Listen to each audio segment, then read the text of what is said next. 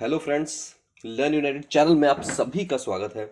Daily GK and current affair के 26 से लेकर 28 नवंबर के द मोस्ट इंपॉर्टेंट क्वेश्चंस को लेकर हम आज आप सभी के सामने फिर से हाजिर हैं। चलिए फटाफट वीडियो स्टार्ट करते हैं और लेते हैं आज का पहला क्वेश्चन।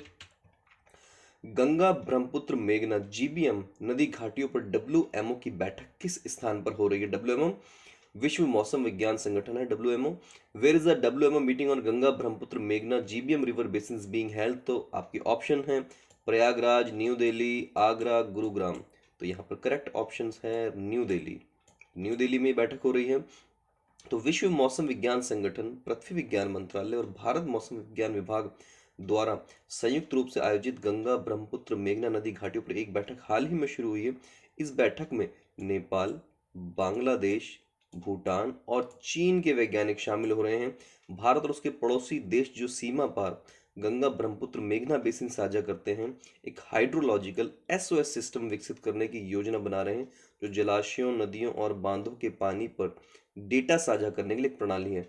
तो इसमें कौन किस किस ने पार्टिसिपेट किया? तो नेपाल, बांग्लादेश, भूटान और चीन। चलिए बढ़ते हैं नेक्स्ट क्वेश्चन की तरफ। डब्ल्यूएचओ ने कोविड वेरिएंट B.1.1.1.529 को एक चिंताजनक रूप घोषित किया है। इस वेरिएंट को क्या नाम दिया है? WHO has declared the covid variant B.1.1.1.529 as a worrisome form. What is the name given to this variant?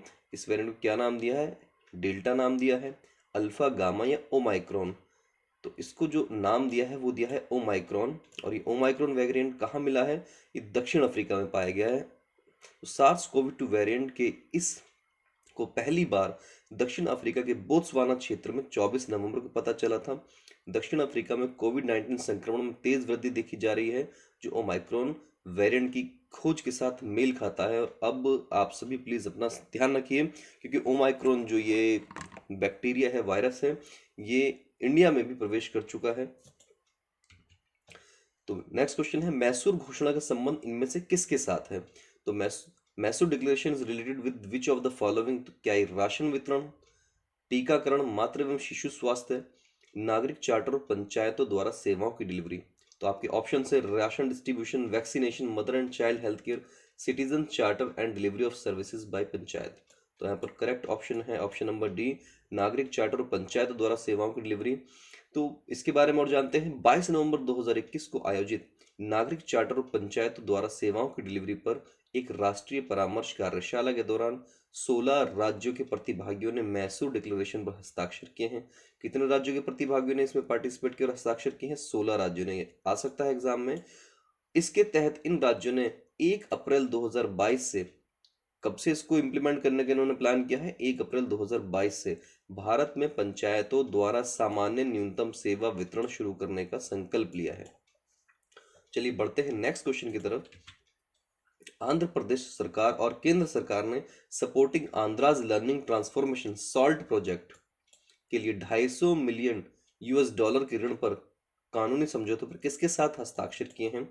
With whom has the government of Andhra Pradesh, the central government, union government signed a legal agreement for a $250 million loan for supporting Andhra's learning transformation project। तो ये विश्व bank के साथ किए हैं, अंतर्राष्ट्रीय मुद्रा कोष, एशियन डेवलपमेंट बैंक और यूरोपियन बैंक। तो आपका करेक्ट आंसर है विश्व बैंक, वर्ल्ड बैंक के साथ में इन्होंने ये साइन किया है। तो साल्ट परियोजना का क्या उद्देश्य है? आंध्र प्रदेश राज्य में 50 लाख से अधिक छात्रों के लिए सीखने की गुणवत्ता में सुधार करना है। तो इसके लिए उन्होंने लोन के लिए साइन किए हैं। चलिए बढ़ते हैं नेक्स्ट क्वेश्चन की तरफ। संविधान दिवस या इसको नेशनल कानून दिवस किस दिन मनाया जाता है? Constitution day, national law day, celebrated on which day? 24 नवंबर, 25 नवंबर, 26 नवंबर या 27 नवंबर? तो यहाँ पर आपका करेक्ट आंसर है 26 ऑफ नवंबर को संविधान दिवस मनाया जाता है। और ये तो आप सभी को पता होगा क्यों मनाया जाता है। चलिए बढ़ते हैं नेक्स्ट क्वेश्चन की तरफ। थिंक टैंक आइडिया के ग्लोबल स्टेट ऑफ डेमोक्रेसी 2021 के अनुसार किस देश को बैकस्लाइडिंग लोकतंत्रों की वार्षिक सूची में जोड़ा गया है?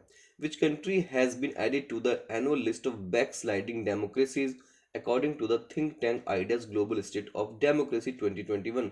तो आपके ऑप्शन हैं रूस, म्यांमार, अमेरिका, ब्रिटेन। तो रशिया, म्यांमार, अमेरिका, ब्रिटेन। तो आपका करेक्ट आंसर है अमेरिका। अब ये बैकस्लाइडिंग डेमोक्रेसीज क्या है इसके बारे में थोड़ा जानते हैं।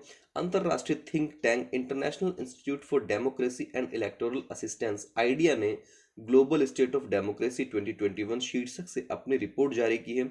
इसने अमेरिका को पहली बार बैकस्लाइडिंग लोकतंत्रों की अपनी वार्षिक सूची में जोड़ा है। यह भी कहा गया कि उनका डेटा बताता है कि बैकस्लाइडिंग एपिसोड कम से कम 2019 में शुरू हुआ।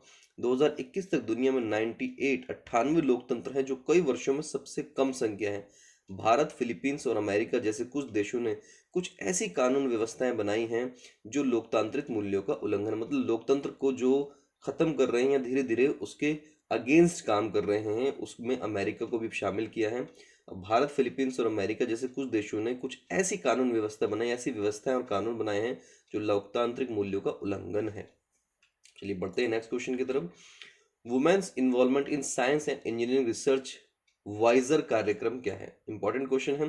विज्ञान और इंजीनियरिंग अनुसंधान में महिलाओं की भागीदारी वाइजर कार्यक्रम को 26 जनवरी 2021 को लॉन्च किया गया था। इसमें इंपॉर्टेंट क्या चीज़ है? ये अपनी तरह का पहला कार्यक्रम है जिसे लेटरल एंट्री द्वारा अनुसंधान और विकास के क्षेत्र में महिलाओं को बढ़ावा देने के लिए शुरू किया गया है। इसे अनुसंधान एवं विकास परियोजनाओं में महिला शोधकर्ताओं को प्रोत्साहित करने के लिए Indo German science technology centre IGST द्वारा लॉन्च किया। किसके द्वारा लॉन्च किया गया है? आईजीएसटी के द्वारा लॉन्च किया गया। वाइजर कार्यक्रम आईजीएसटीसी के कार्यक्रम के माध्यम से लैंगिक समानता के साथ साथ विज्ञान और प्रौद्योगिकी में महिलाओं की भागीदारी को सक्षम करेगा। तो वाइजर कार्यक्रम में जो साइंस एंड टेक्नोलॉजी में वुमेन्स के और ज्यादा इन्वॉल्वमेंट बढ़ाने के लिए शुरू किया गया है। चलिए बढ़ते हैं नेक्स्ट क्वेश्चन की तरफ। नीति आयोग ने बहुआयामी गरीबी सूचकांक MPI multi dimensional poverty index पर रिपोर्ट प्रकाशित की है और इसमें बिहार, झारखंड और उत्तर प्रदेश सबसे ज्यादा गरीब राज्य हैं। The NITI Aayog publish the report on multi dimensional poverty index MPI and Bihar, Jharkhand and Uttar Pradesh are the poorest states. इन राज्यों में सबसे ज्यादा गरीबी है, सबसे ज्यादा गरीब लोग यहाँ पाए गए हैं। तो ये एमपीआई जो नीति आयोग ने उसने भी अपनी रिपोर्ट जारी की है। क्वेश्चन नंबर 9 लेते हैं। 21वां भारत रूस वार्षिक शिखर सम्मेलन होने जा रहा है जिसमें राष्ट्रपति पुतिन प्रधानमंत्री नरेंद्र मोदी जी के साथ 21वें भारत रूस वार्षिक शिखर सम्मेलन इंडिया रशिया एनुअल समिट में भाग लेने के लिए भारत आ रहे हैं। नेक्स्ट क्वेश्चन लेते हैं। भारत के चुनाव आयोग election commission of India ECI ने नई दिल्ली में enhancing electoral participation of women, persons with disabilities and senior citizen voters sharing best practices and new initiatives theme पर एक अंतरराष्ट्रीय वेबिनार की मेजबानी कहाँ की है? Where did the Election Commission of India host an international webinar on the theme Enhancing Electoral Participation of Women, Persons with Disabilities and Senior Citizen Voters, Sharing Best Pictures and New Initiatives के नाम से एक webinar launch किया है। Webinar किया वो कहाँ पर किया है? न्यू दिल्ली, लखनऊ, दार्जिलिंग या गोरखपुर? तो आपका करेक्ट आंसर है न्यू दिल्ली में ये किया है। तो आज के लिए इतना ही, मिलते हैं नेक्स्ट वीडियो में। Thank you so much for watching.